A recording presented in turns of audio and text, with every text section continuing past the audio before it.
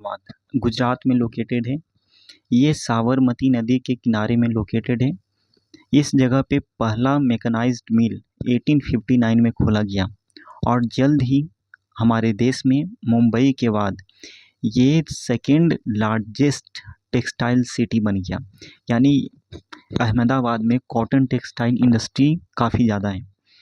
अहमदाबाद को इसी वजह से मैनचेस्टर ऑफ इंडिया कहा जाता है। मैनचेस्टर क्या है?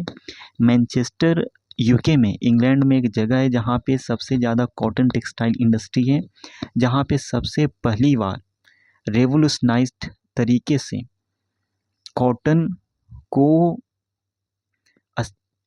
टेक्सटाइल इंडस्ट्री के अंदर मशीन के ज़रिए से प्रोड्यूस किया जाता था।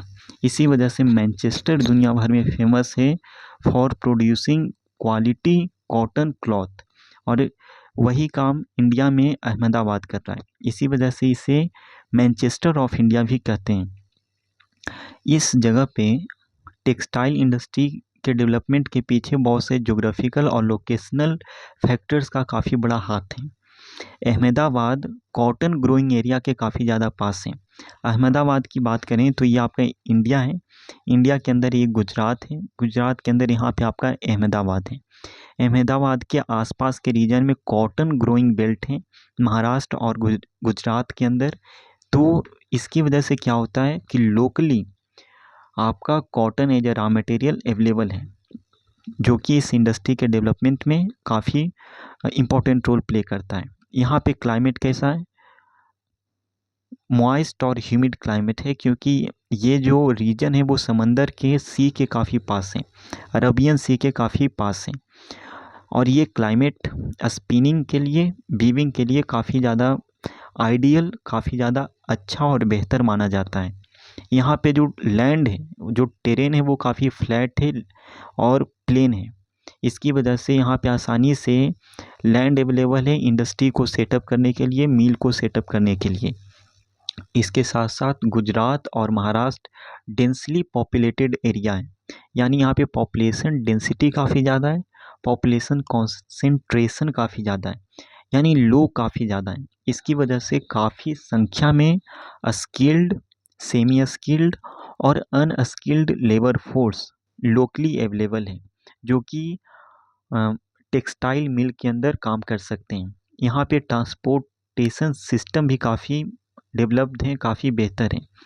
रोडवे, रेलवे का काफ़ी डेंस नेटवर्क है, जिसकी वजह से आसानी से जो रॉ मटेरियल है वो इंडस्ट्री तक पहुंच जाता है, और इंडस्ट्री में जो भी क्लॉथ बना वो क्लॉथ मार्केट में पहुंच जाता है। तो इस तरीके से ये जो पार्टिकुलर इंडस्ट्री है उसका ग्रोथ हुआ है अहमदाबाद के अंदर। और अहमदाबाद के पास में ही मुंबई पोर्ट है, जहाँ से दूसरे देशों से मशीनरी को इंपोर्ट किया जाता है, और इस इंडस्ट्री में जो भी प्रोडक्ट्स को बनाए गए उस प्रोडक्ट को फॉरेन कंट्री में एक्सपोर्ट कर दिया जाता है। तो पोर्ट फैसिलिटी भी आसपास के रीजन में ही अवेलेबल है। लेकिन रिसेंट सालों में बात करें तो अहमदाबाद के अंदर जो टेक्सटाइल मिल्स हैं वो बहुत सारी प्रॉब्लम्स को फेस कर रही है। बहुत सी टेक्सटाइल मिल्स बंद हो चुकी है। ऐसा इसी वजह से है क्योंकि हमारे देश में बहुत से ऐसे रीजन्स हैं जहाँ पे बहुत सी नई टेक्सटाइल सेंटर्स ओपन हुई हैं, वहाँ पे इस्टेब्लिश हुई हैं। और ये जो अहमदाबाद है, अहमदाबाद के अंदर जो भी टेक्सटाइल मिल्स हैं वहाँ पे जो भी मशीन्स का इस्तेमाल किया जाता है वो आउटडेटेड हो चुकी है, पुरानी हो चुकी है। उसे वक्त के साथ अपग्रेड नहीं किया गया, चेंज नहीं किया गया। टेक्नोलॉजिकल एडवांसमेंट को अहमदाबाद के अंदर मौजूद टेक्सटाइल मिल एडॉप्ट नहीं कर पाई, जिसकी वजह से वो पीछे रह गई। अब ऐसा नहीं है कि हमारे देश में केवल अहमदाबाद के अंदर ही कॉटन टेक्सटाइल मिल है, और भी बहुत सारे रीजन्स में कॉटन टेक्सटाइल मिल को खोले गए, तो वो अहमदाबाद का टेक्सटाइल मिल उसके साथ कंपटीशन नहीं कर पाया और वो पीछे रह गया। इसकी वजह से अहमदाबाद के अंदर बहुत सी जो टेक्सटाइल मिल्स हैं वो बंद होने के कगार पे हैं या फिर बंद हो चुकी है। ये तो था आपका इंडिया का केस। ओसाका, ओसाका जापान का एक काफ़ी इम्पोर्टेंट टेक्सटाइल सिटी है, और इसी वजह से इसे मैनचेस्टर ऑफ जापान कहते हैं। ये जो टेक्सटाइल इंडस्ट्री है ये जिस जगह पे लोकेटेड है उस जगह का बहुत सारा लोकेशनल और ज्योग्राफिकल एडवांटेज है। ओसाका और उसके आसपास के रीजन्स में काफ़ी एक्सटेंसिव प्लेन एरिया है। तो आप देख सकते हैं कि टेक्सटाइल मिल के ग्रोथ के लिए या इस्टेब्लिशमेंट के लिए प्लेन एरिया चाहिए, फ्लैट लैंड चाहिए, ताकि लैंड अवेलेबल हो इस मिल के ग्रोथ के लिए। यहाँ पे वार्म ह्यूमिड क्लाइमेट है जो कि स्पिनिंग और वीविंग के लिए काफ़ी बेहतर माना जाता है। ओसाका में योडो नदी है। ये जो योडो नदी है वो इस मिल को सफिशिएंट क्वांटिटी में वाटर प्रोवाइड करती है। लेबर लोकली और इजीली अवेलेबल है। यहाँ पे पोर्ट फैसिलिटी भी है क्योंकि जापान एक आइलैंड कंट्री है, तो इसके आसपास के रीजन्स में तो पोर्ट्स हैं। तो पोर्ट से क्या होगा कि दूसरे कंट्री से मशीन को इंपोर्ट कर लिया या फिर रॉ मटेरियल को इंपोर्ट कर लिया और जो भी मिल में कपड़ा बना उस कपड़ा को दूसरे देश में एक्सपोर्ट कर दिया। तो पोर्ट फैसिलिटी की वजह से भी यहाँ पे मौजूद टेक्सटाइल इंडस्ट्री का ग्रोथ काफ़ी ज़्यादा होता है। ओसाका का जो भी टेक्सटाइल इंडस्ट्री है वो पूरी तरीके से इम्पोर्टेड रॉ मटेरियल के ऊपर निर्भर है। क्यों? क्योंकि जापान के अंदर जो रिसोर्स हैं उसकी कमी देखने को मिलती है। जापान के अंदर रिसोर्स बेस काफ़ी पुअर है। इसकी वजह से जापान को इंडिया, चाइना, यूएसए, इजिप्ट जैसी कंट्रीज से कॉटन को इंपोर्ट करना पड़ता है, ख़रीदना पड़ता है। और ओसाका के अंदर जो भी टेक्सटाइल मिल्स हैं वहाँ पे कॉटन रॉ मटेरियल से फिनिश्ड प्रोडक्ट को बनाया जाता है और उस फिनिश्ड प्रोडक्ट को ज़्यादातर एक्सपोर्ट कर दिया जाता है, यानी दूसरी कंट्री को बेच दिया जाता है। तो जापान क्या कर रहा है, रॉ मटेरियल को दूसरे कंट्री से इंपोर्ट कर रहा है और जो भी शर्ट वगैरह टेक्सटाइल वगैरह बना रहा है उसे दूसरे कंट्री में एक्सपोर्ट कर दे रहा है। जो भी फिनिश्ड प्रोडक्ट है उसका दुनिया भर में काफ़ी अच्छा मार्केट है क्योंकि इसकी जो क्वालिटी होती है वो काफ़ी ज़्यादा होती है।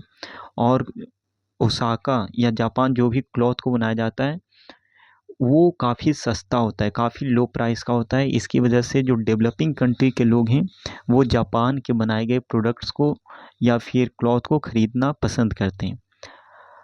हालांकि बात की जाए तो इस देश में ये काफ़ी इम्पोर्टेंट टेक्सटाइल सिटी है, लेकिन जापान के अंदर और भी बहुत सी जगहों पे टेक्सटाइल इंडस्ट्री है। और ओसाका के अंदर जो ये टेक्सटाइल इंडस्ट्री है इसके आसपास के रीजन्स में बहुत सी और इंडस्ट्रीज़ खुल गई, जैसे कि iron and steel industry, machinery को बनाने वाली इंडस्ट्री, शिप्स को बनाने वाली industry, automobile car manufacturing industry, electronic industry, semiconductor industry, cement बनाने वाली इंडस्ट्री। तो इसकी वजह से क्या हुआ कि ओसाका रीजन का डेवलपमेंट काफ़ी ज़्यादा हुआ। जापान के अंदर दो शहर काफ़ी ज़्यादा डेवलप्ड हैं, ऐसे तो पूरा जापान ही डेवलप्ड है, लेकिन जापान के अंदर टोक्यो और ओसाका काफ़ी ज़्यादा डेवलप्ड है क्योंकि ये इंडस्ट्रियल रीजन है। ओसाका के अंदर केवल टेक्सटाइल के मिल्स ही नहीं हैं, उसके आसपास ये सारी इंडस्ट्रीज़ हैं। तो पहले ओसाका के अंदर एक जगह पे टेक्सटाइल मिल खोला गया और इसके आसपास के रीजन्स में ये अलग अलग इंडस्ट्रीज़ खोली गई। तो मेजर इंडस्ट्री आपका हो गया टेक्सटाइल मिल और ये सारी इंडस्ट्रीज़ हो गई एंसिलरी इंडस्ट्री, जो कि इस इंडस्ट्री को सपोर्ट प्रोवाइड करता है, इस इंडस्ट्री को प्रोडक्शन में, मैन्युफैक्चरिंग में मदद करता है। तो हम यहाँ पे अलग अलग देशों में जो इम्पोर्टेंट टेक्सटाइल मिल्स हैं उसको हमने देखा। इंडिया के अंदर अहमदाबाद मैनचेस्टर ऑफ इंडिया है, जापान के अंदर ओसाका मैनचेस्टर ऑफ जापान है, जहाँ पे बहुत बड़े स्केल पे कॉटन को एज अ रॉ मटेरियल इस्तेमाल कर कर क्लॉथ को मैन्युफैक्चर किया जाता है, प्रोड्यूस किया जाता है।